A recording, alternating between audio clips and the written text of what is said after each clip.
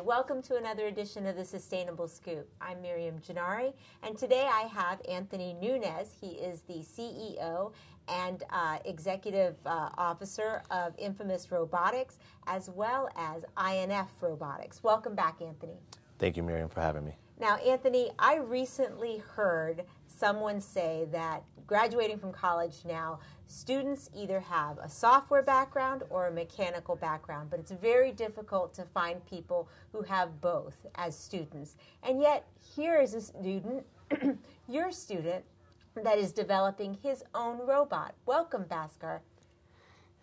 Thank you for having me. Bhaskar, can you tell us a little bit about this project that you're working on at Infamous Robotics? Well, this project is about a robot that is going to help nurses get near contagious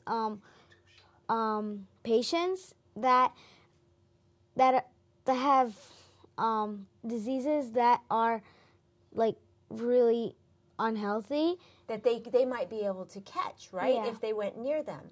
So you came up with this idea, or your group did? You voted? Yeah, we voted. You voted that you wanted to have a nursing robot. Yeah.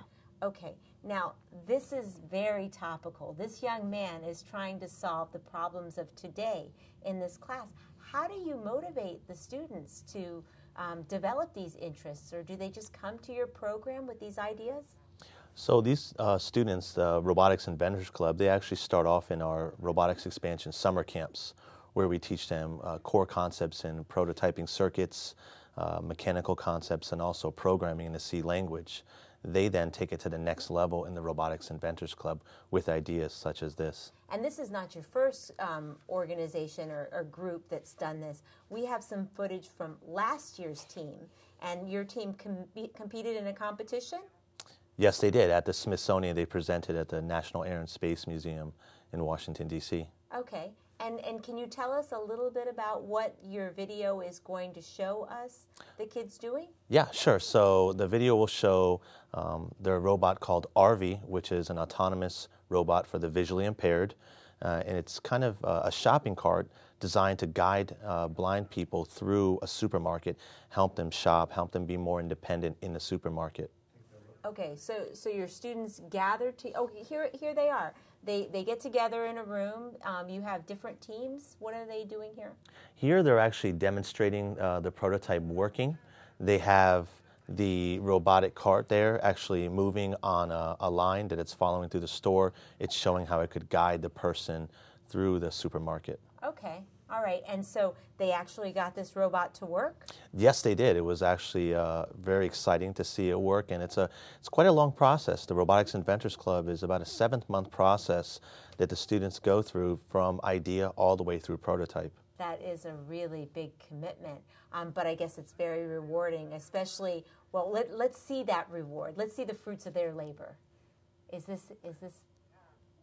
So this is another clip of RV, and here you can see the different teams, the electrical engineer team, the mechanical engineer team, and the software engineer team, all running different tests on the robot and making sure their part works on the prototype. Now that's fantastic. Bhaskar, we're also going to see your team and some of the work that you're doing. What is the deadline for you to complete this project? It's by the end of March and the end of February and the beginning of March. Okay, so it's coming up. And what team are you on? The electrical engineers team.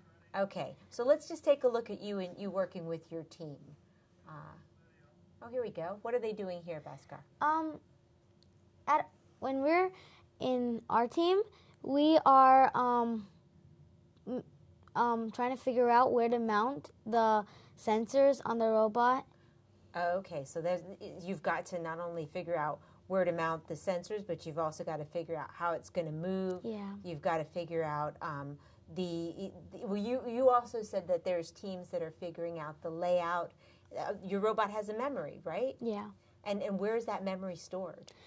That memory is stored in this little kind of like board thing called the Arduino, and there it has a microchip where the info is stored, and that that gives it to like the motors, and the motors run in it.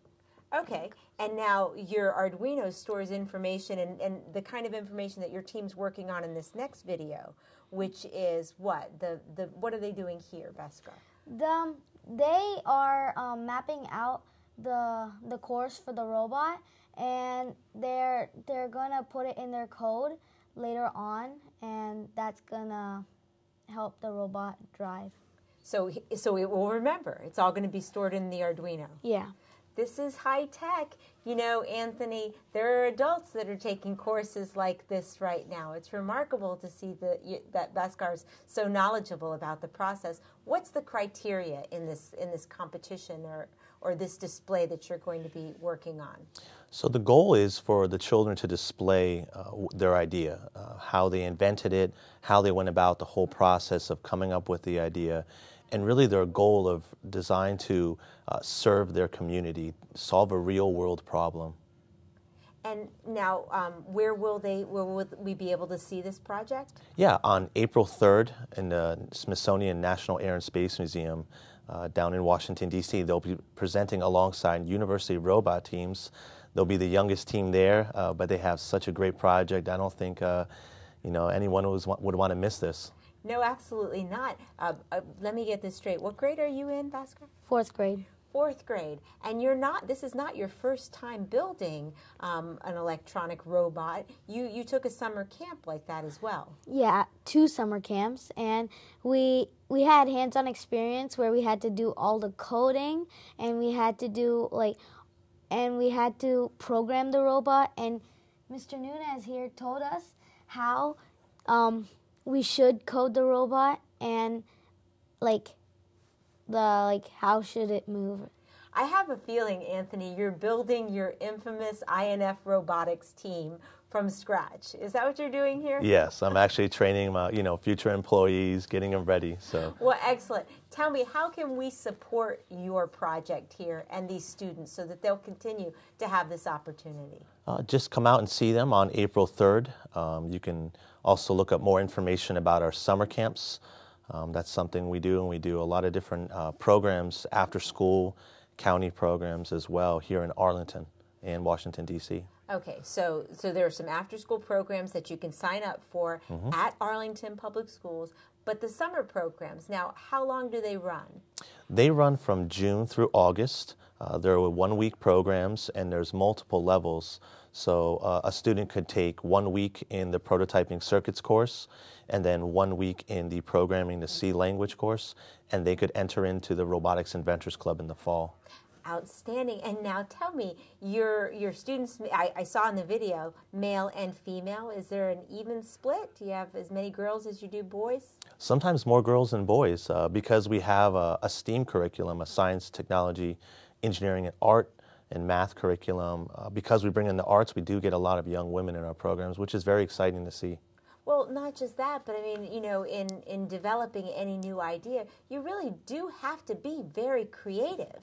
And you have to overcome other people's thinking that you can't do it, right? Yeah. Now, if you were to solve this problem and you were to be able to assist people with your robot and help sick patients, do you think that this is something you might want to go into as a career? Is it a little early to ask such a question? Yeah, I think so. All right. Well, I won't ask you that, but I will ask you, Anthony, what is the most rewarding part of what you're doing with these students? Just seeing them get excited about building a robot and learning about these engineering and math concepts that are very challenging. We really push the bar. I mean, we're showing them concepts that they wouldn't learn until they got to the university. And we found a way to break it down so that they can understand it at the elementary school age level. So that is awesome. Outstanding. That's very creative on your part, a very creative way to get students excited about science, technology, engineering, math, and art.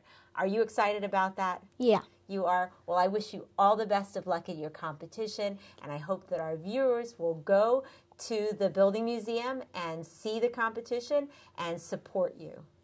And I want to thank all of my viewers for watching The Sustainable Scoop. There is nothing more sustainable than investing in our youth.